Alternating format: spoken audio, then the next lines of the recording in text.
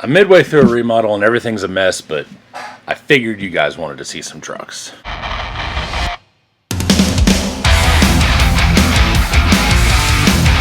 Welcome to Bullman Built RC if you've never been here before, and welcome back if you have. Today I've got two new trucks that I bought a couple weeks ago, just now getting around to making a video for.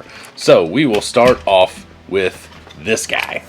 Starting top to bottom, we have an old school actual Sumo body with an interior, I believe from a bomber.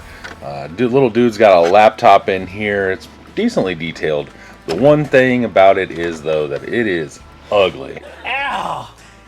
Somebody tried to paint it yellow and then didn't do a very good job, and then backed it with black. Yeah, I know. And didn't do a very good job with that. So it's like this real weird splotchy yuck is what it is. Alright, let's take the top off. Someone did wire it up for lights. This one's come loose. It does have tail lights, but those aren't hooked up for whatever reason. Mostly because they have nowhere to go, but still. So we will check this out.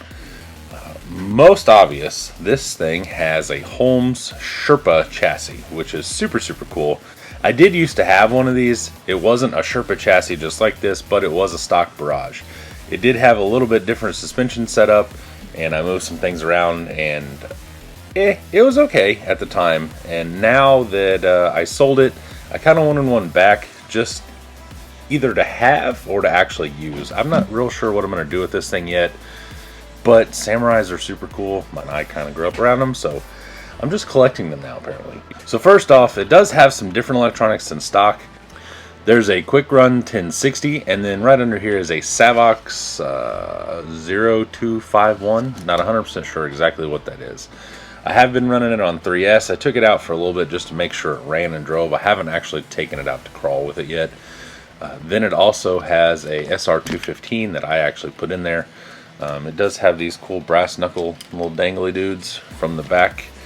Other than that, it's basically stock. It does have RC four-wheel drive wagon wheels, and then it has RC four-wheel drive, what are these, creepers? Yeah, rock creepers. Short little dudes.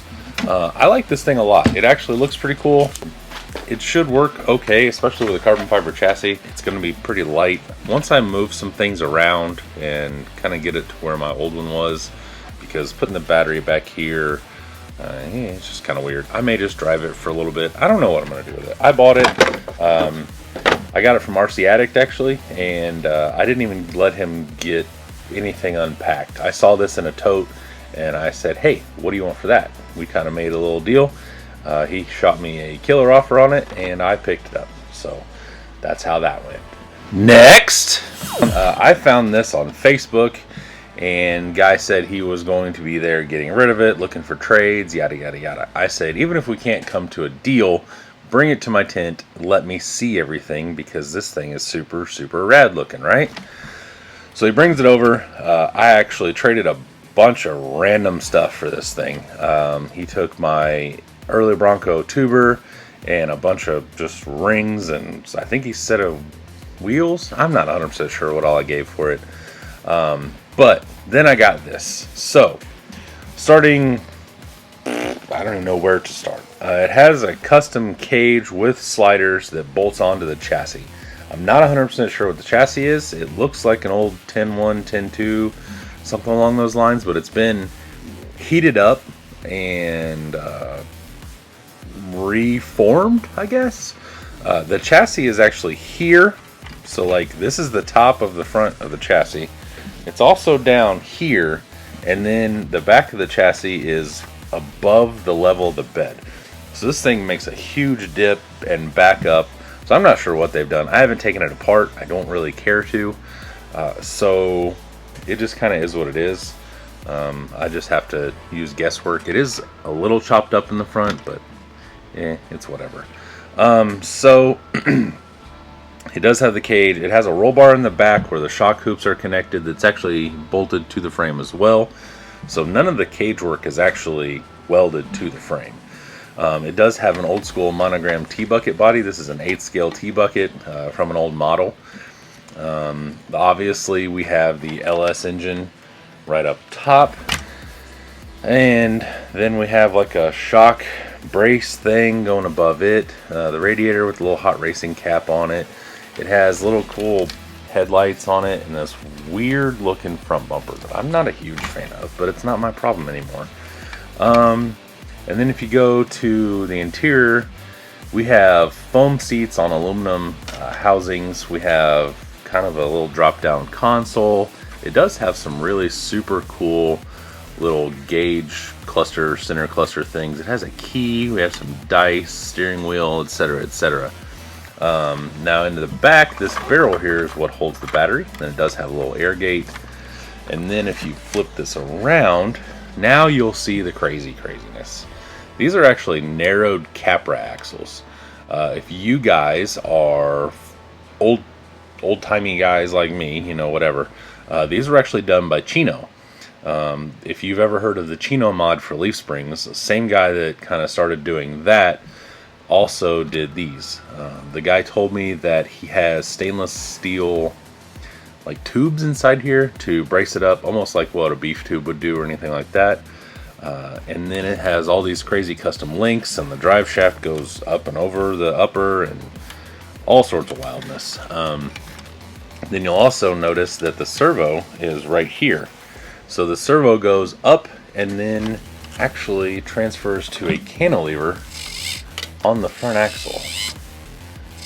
And that's what steers this thing.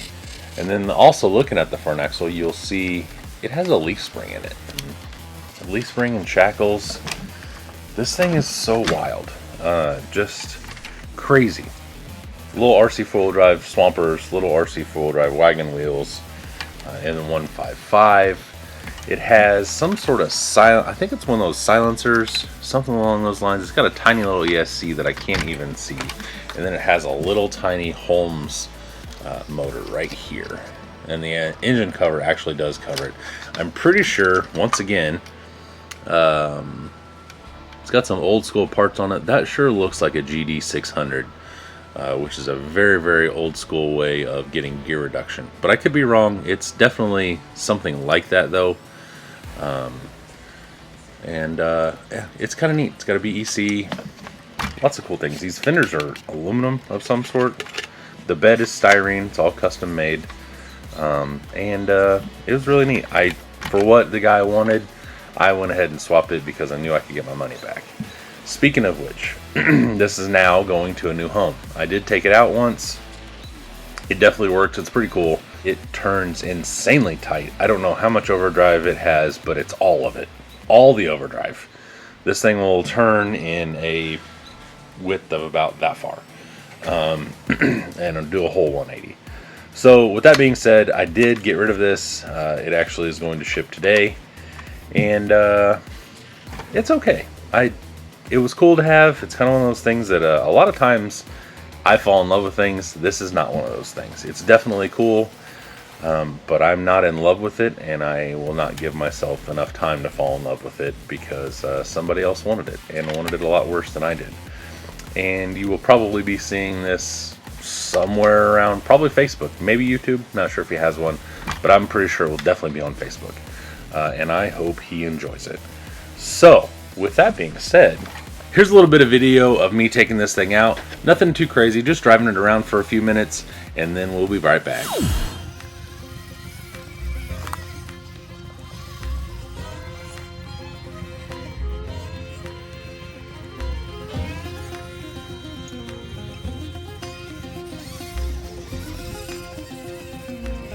That thing turns nice.